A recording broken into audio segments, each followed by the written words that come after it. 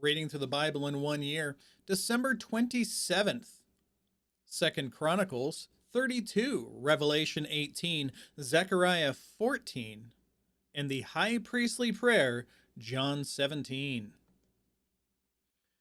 After these acts of faithfulness, Sennacherib, king of Assyria, came and invaded Judah and besieged the fortified cities and fought to break into them for himself.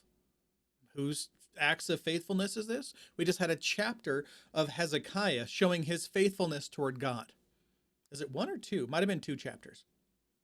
Now, when Hezekiah saw that Sennacherib had come and that he intended to make war on Jerusalem, he decided with his officers and his warriors to cut off the supply of water from the springs which were outside the city, and they helped him. So many people assembled and stopped up all the springs in the stream which flowed through the region, saying, "Why should the kings of Assyria come and find abundant water?" And he took courage and rebuilt all the wall that had been broken down and erected towers on it, and built another outside wall, and strengthened the Millo in the city of David, and made weapons and shields in great number.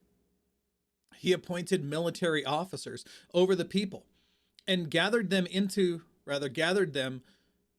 him in the square at the city gate, and spoke encouragingly to them, saying, "Be strong and courageous.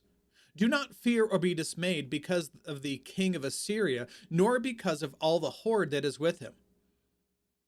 For the one who is with us is greater than the one who is with him. And with him is only an arm of flesh, but with us is the Lord our God to help us and to fight our battles." And the people relied on the words of Hezekiah, king of Judah.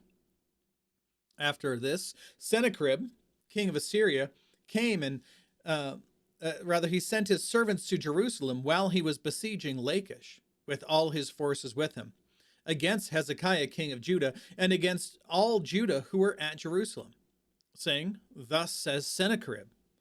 Does it mention that this is the Rabshakeh? No, I don't think it does. This is the Rabshakeh, which is, aside from being one of my favorite words in general, Rabshakeh, it's also a title for like a military commander who is sent over to this region for this purpose. So it's the Rabshakeh who says, "On what are you trusting that you are remaining in Jerusalem under siege?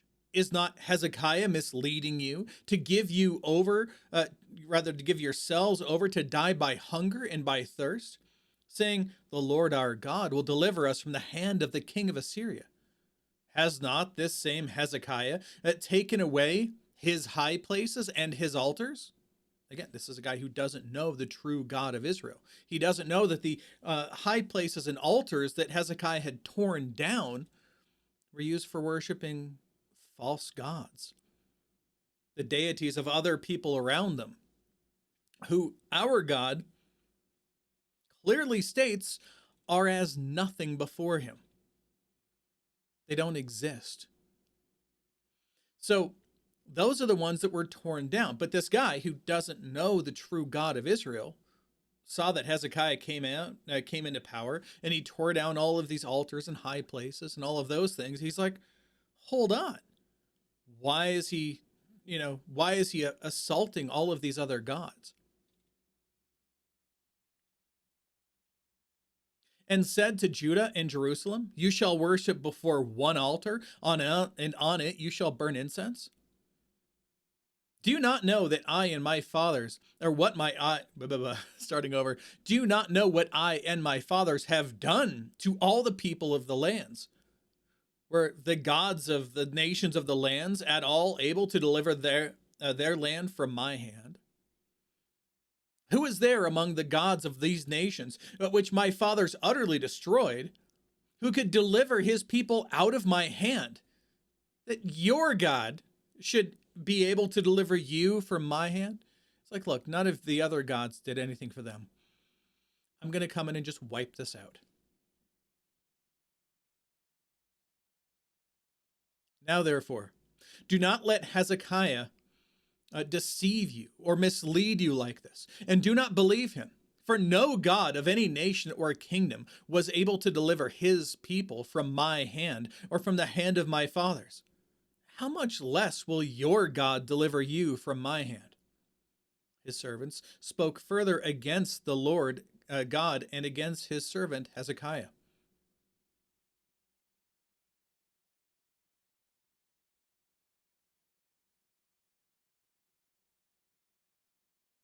There we go. I scrolled too far. He also wrote letters to insult the God of Israel and to speak against him, saying, as the gods of the nations of the lands have not delivered their people from my hand, so the God of Hezekiah will not deliver his people from my hand. And they called this out with a loud voice in the language of Judah to the people of Jerusalem who were on the wall to frighten and terrify them so that they might take the city. And they spoke of the God of Jerusalem as of the gods of the peoples of the earth, as of the work of men's hands. But Hezekiah and Isaiah the prophet, the son of Amoz, prayed about this and cried out to heaven. And the Lord sent an angel who destroyed every mighty warrior. 186,000 people died in a night. When he had entered the temple of his God, some of his own children killed him there with the sword. So the Lord saved Hezekiah and the inhabitants of Jerusalem from the hand of Sennacherib, the king of Assyria, and from the hand of all others, and guided them on every side. I almost thought that said guarded. He guided them on every side. And many were bringing gifts to the Lord at Jerusalem, and choice presents to Hezekiah, king of Judah, so that he was exalted in the sight of all nations thereafter. In those days, Hezekiah became ill, mortally ill, and he prayed to the Lord, and the Lord spoke to him and gave him a sign. Okay, that section right there, it's in, I think it's in 2 Kings. I'm pretty sure it's 2 Kings. Basically what happens is he's very, very sick, and he calls for Isaiah the prophet, and Isaiah the prophet tells him, dude, you're going to die. You got, you know, your days are almost done. Don't worry about it. Isaiah walks away. He's like out in the court walking away, and Hezekiah turns toward the wall and he prays silently to himself. Well, not to himself, but to God, but quietly so nobody else can hear it. And he's saying, God, will you please show me something for all the good that I've done for you and for your kingdom? And so God tells Isaiah, who's on his way out, stop, come back. Tell him he's got another 15 years. So he goes in and tells him, okay, you have 15 years. And he says, well, what do you want the sign to be for you for the proof of this? And he says, let the steps, the shadow that's moving down, let it move back 10 steps. That's a big deal. So he does that so that's his proof that the thing's going to happen. Not that he couldn't just trust in God, but Isaiah offered him a sign to show it that was going to happen. So he took it. So that's what happens in this one line here. However, verse 25, but Hezekiah gave no return for the benefit he received, because his heart was proud. Therefore, wrath came on him and on Judah and Jerusalem. However, Hezekiah humbled the pride of his heart, both he and the inhabitants of Jerusalem, so that the wrath of the Lord did not come on them in the days of Hezekiah. I'm going to read through this. If it doesn't give the rest of the info, I will. Now Hezekiah had immense riches and honor, and made for himself treasuries of silver, gold, precious stones, spices, shields, and all kinds of valuable articles. Storehouses also for the produce of grain, wine, and oil, pens for all kinds of cattle, and sheepfolds for the flocks. He made cities for himself and acquired flocks and herds in abundance, for God had given him very great wealth. It was Hezekiah who stopped the upper outlet of waters of Gihon and directed them to the west side of the city of David. And Hezekiah prospered in all that he did, even in the matter of the envoys and the rulers of Babylon, who sent him to inquire of the Lord that had happened in the land, God left him alone only to test him, that he might know all that was in his heart. Now, the rest of the acts of Hezekiah and his deeds and devotion, behold, they are written in the vision of Isaiah the prophet, the son of Amos, and in the books of the kings of Judah and Israel. So Hezekiah slept with his fathers, and they buried him in the upper section of the tombs of the sons of David. And all Judah and the inhabitants of Jerusalem honored him at his death, and his son Manasseh became king in his place. All right, so it didn't go into any more detail. I'm going to give you that. So the part where it talks about him getting proud and boastful, there were some envoys who came from Babylon. It was at that point just another nation. It wasn't like a warring nation, not nearly so much. And they hadn't been really into kingdom building or empire building. That was kind of what they were doing later on down the road. But they sent envoys to him, to Hezekiah, because they heard that he was sick. So they came to pay homage to him because, again, he was a great king in the land. And when he showed up, or when they showed up, he was better. Why? Because God had healed him. So once God had healed him, what did Hezekiah do? Well, he was feeling great. These guys came to visit. He's like, yeah, come on along. I'll give you a tour. So he gives them a tour of all of the things that he has, of all of his wealth, of all the things that he's built up. And it's to that Isaiah comes in afterward and said, who are those guys? He said, oh, they're from Babylon. Okay, what did you show them? Oh, I showed them everything. So God announces to him that that was a stupid thing to do. And it said, as we read through, that none of the bad things that happened during his reign. Why? Because God was honoring him for his faithfulness by not allowing the destruction of Israel to come in his life. But he told him, it will come through your children. And Hezekiah says one of the worst things that a good king of Israel can say. He says, well, that's fine. Well and good. I'm going to have peace and prosperity in my days. I'm good with that. Yeah, it was a terrible thing. Anyway, so we're going to go through Manasseh, the worst king in pretty much both sides, both Israel and in Judah. You'll see it tomorrow. I don't know how much detail it's going to go into, if it's going to go over everything. We only have a few days left in this year, but just a thought on that. It's intense. Yeah, so we'll get into that. Okay, let's move on to Revelation 18. And as we get set up here, remember that this book is a symbolic book, right? So don't go into this, as I've said every time we've read this, and you're going to hear me say it for the next 5 days. When we read this book, don't read it as direct verbatim exactly what's going to happen at any given time. It's symbolic. It's written with a lot of mystery around all the things that are said. Right? There's a lot of fantastical things written in it, which are going to take place, but it's kind of coded in its writing. So just be mindful of that. I had a lot of people when I was a young baby Christian who led me down a dark road where I believed that everything in here was going to happen exactly as it was said. And then I fell into, for a short time, wondering which day and hour it's going to be that Jesus is going to suddenly appear, because obviously it's going to happen before 2005 or whatever. Yeah. Don't throw dates. Don't do any of those things. Trust in God. That's all you have to do. Let's go ahead. Beginning on verse 1 here. So after these things, this is John, the apostle writing, I saw another angel coming down from heaven, having great authority, and the earth was illuminated with his glory.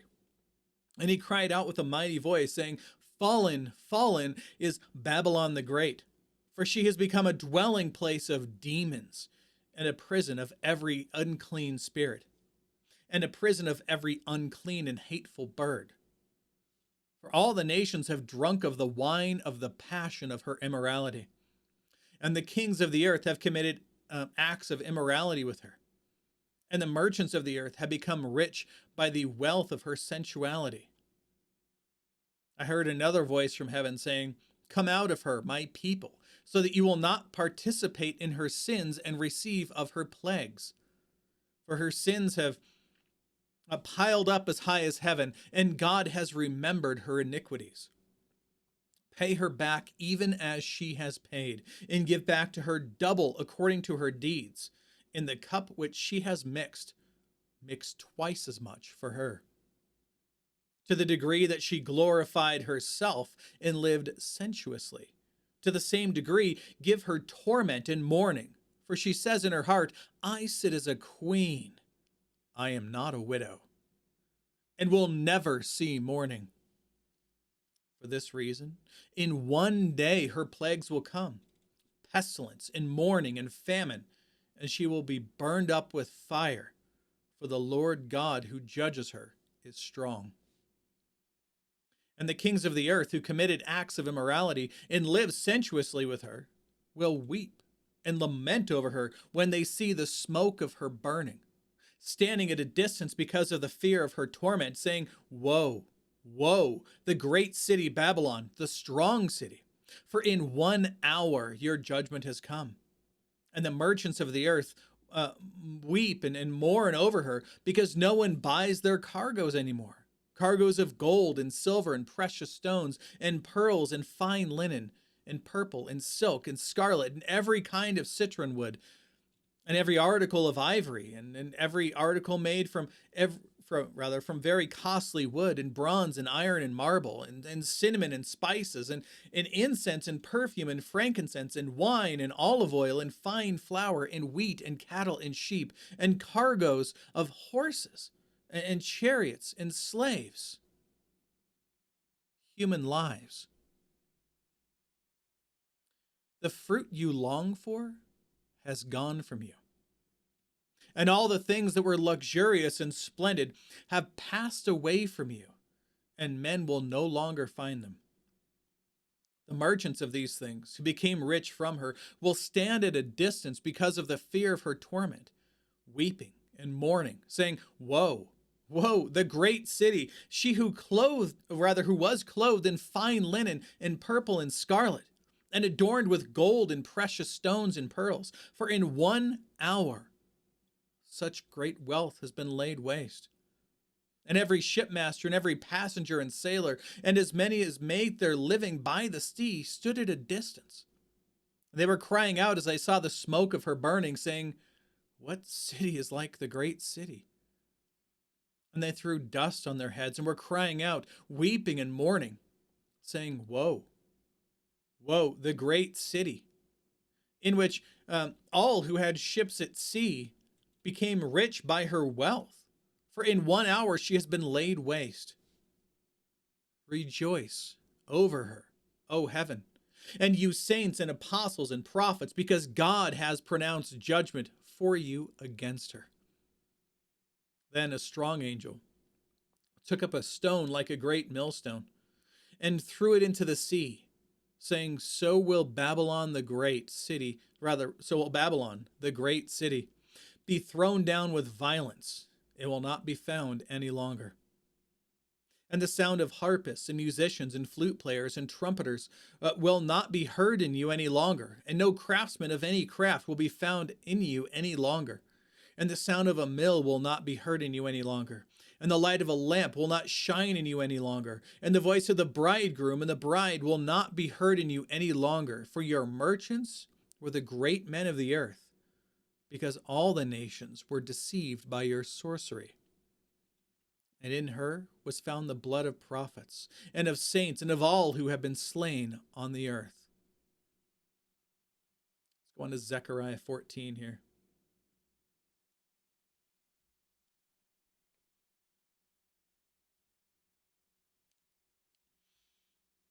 Behold, a day is coming for the Lord when the spoil taken from you will be divided among you. For I will gather all the nations against Jerusalem to battle. and the city will be captured, the houses plundered, the women ravished, and half of the city exiled. But the rest of the people will not be cut off from the city. Then the Lord will go forth and fight against those nations, as when he fights on a day of battle.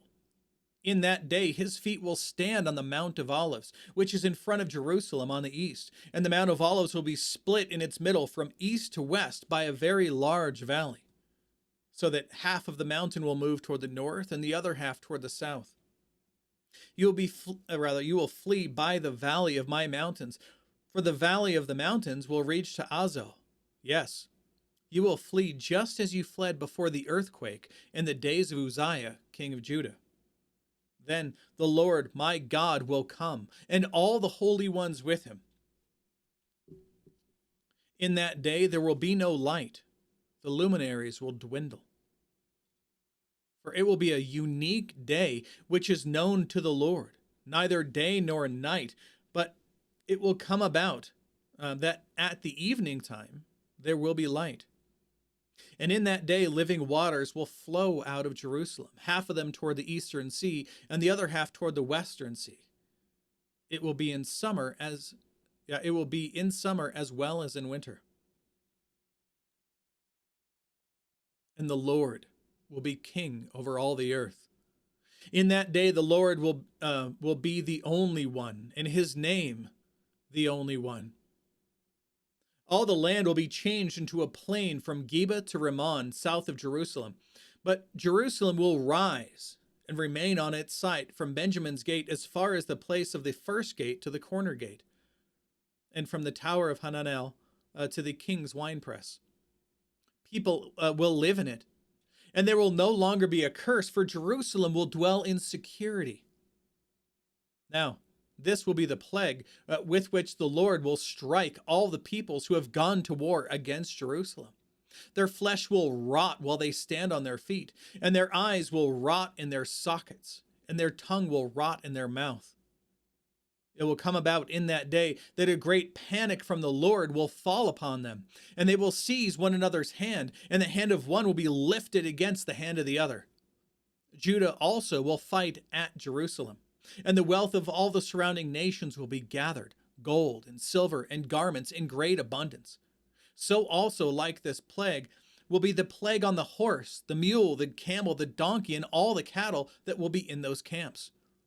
Then it will come about that any who are left of all the nations that went up against Jerusalem will go up from year to year to worship the King, the Lord of hosts, and to celebrate the Feast of Booths.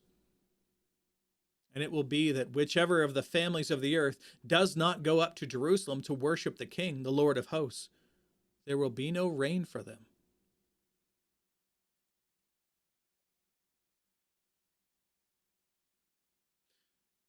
If the family of Egypt does not go up or enter, no rain will fall on them. And it will be the plague with which the Lord smites the nations who do not go up to celebrate the Feast of Booths. This will be the punishment of Egypt, and the punishment of all the nations who do not go up to celebrate the Feast of Booths. In that day, there will be inscribed on the bells of the horses, Holy to the Lord. Again, remember, holy meaning separated or set apart for purpose. And the cooking pots in the Lord's house will be like the bowls before the altar. Every cooking pot in Jerusalem and Judah will be holy to the Lord of hosts, and all who sacrifice will come and take of them and boil in them. And there will no longer be a Canaanite in the house of the Lord of hosts in that day.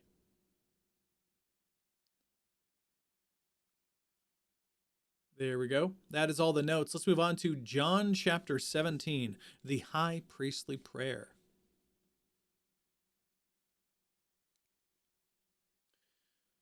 All right, so here's Jesus. This has often been depicted in movies as happening inside of the upper room. It did not happen there. We read 2 chapters ago at the end of Jesus talking to the people, he said, "Up, let us go from here." He went somewhere else. We don't know if he went up on the roof to hang out with them or if they started going toward where they were going to go for the evening, which is Gethsemane. We don't know where he was going. All we know is that this did not happen inside of the upper room. Now he's going with his disciples. The disciples are not just the 12, less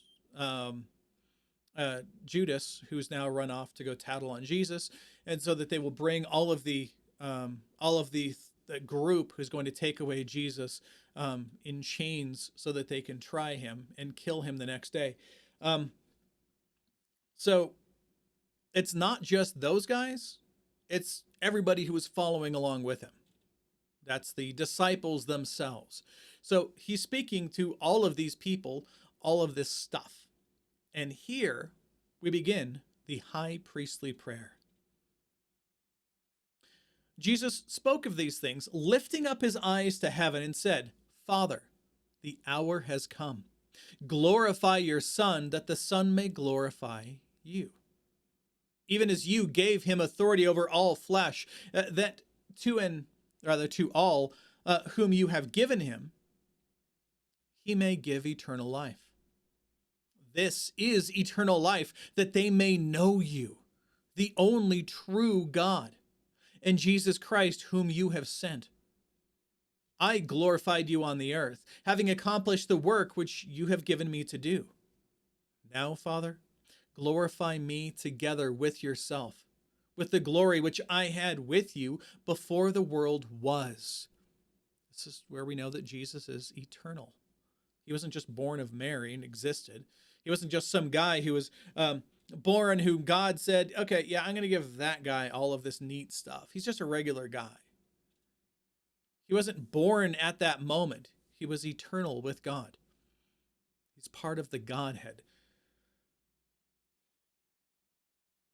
I have manifested your name to the men whom you gave me out of the world. They were yours, and you gave them to me, and they have kept your word. Now, they have come to know that everything you have given me is from you. For the words which you gave me, I have given to them, and they have received them, and understood that I have come forth from you, and they believed that you sent me. I ask on their behalf. I do not ask because of on the behalf of the world. That's everybody else. But he's speaking only of his disciples here. But of those whom you have given me. Why? For they are yours. They belong to God already. And all things that are mine are yours, and all that are yours are mine. And I have been glorified in them. I am no longer in the world, and yet they themselves are in the world, and I come to you. Holy Father, not talking about the Pope, he's talking about God here. Holy Father, keep them in your name, the name which you have given me, that they may be one, even as we are, as in we are one. While I was with them, I was keeping them in your name, which you have given me, and I guarded them, and not one of them perished, but the son of perdition, again, Judas Iscariot, so that scripture would be fulfilled.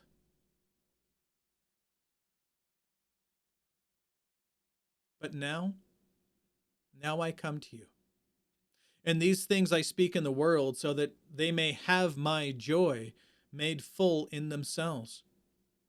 I have given them your word, and the world has hated them, because they are not of this world, even as I am not of this world. I do not ask you to take them out of the world, but to keep them from the evil one. They are not of this world, even as I am not of the world. Sanctify them in the truth. Your word is truth. And as you send me into the world, I also have sent them into the world. For their sakes I sanctify myself, that they themselves may also be sanctified in truth. For I do not ask on behalf of these alone, but for those also who believe in me through their word, that they may all be one, even as you, Father, are in me and I in you, that they also may be in us, so that the world may believe that you sent me. The glory which you have given me, I have given to them, that they may be one, just as we are one, I in them and you in me, that they may be perfected in unity, so that the world may know that you sent me and love them, even as you have loved me. Father, I desire that they also, whom you have given me, be with me where I am, so that they may see my glory which you have given me. For you loved me before the foundation of the world. O righteous Father, although the world has not known you, yet I have known you, and these have known that you sent me. I have made your name known to them, and they will make it known, so that the love with which you have loved me may be in them, and I in them. And that is all of the notes. Okay, so briefly, we're at the end of the year. Let me go ahead and finish. So, behold the word of the Lord. Again, God willing, I'm hoping we'll be back tomorrow. And along with that same line, where I'm hoping to be back tomorrow, we are at the end of the year. So I'm choosing which Bible I'm going to read next, or which translation. I don't know if it's going to be the Legacy Standard Bible. That's a brand new one. It's not yet in Logos or in Accordance. Part of it is in Accordance, but only Psalms and Proverbs and the New Testament. So I'm not going to just read those, because I'm going to continue on with the same thing that I have been using, the McShane, reading plan. What I can probably try to find a way to make that work until it's incorporated into Logos, or if not Logos early, then at least Accordance. I own both, so we can figure that out. That said, the other two options we have are the Christian Standard Bible, which I have a lot of friends who read a lot, and they would kind of prefer if I do that one, but it's up to you if you vote for it. Also, NIV 1984. I won't read the others because they're trash. But either NIV 1984, the Christian Standard Bible, or Legacy Standard Bible. So there's going to be a link in the description. Go ahead and vote for it, and I'll delete the links as of the first of the year when we figure out which one we're doing. So that said, God willing, we'll be back tomorrow. Behold the word of the Lord.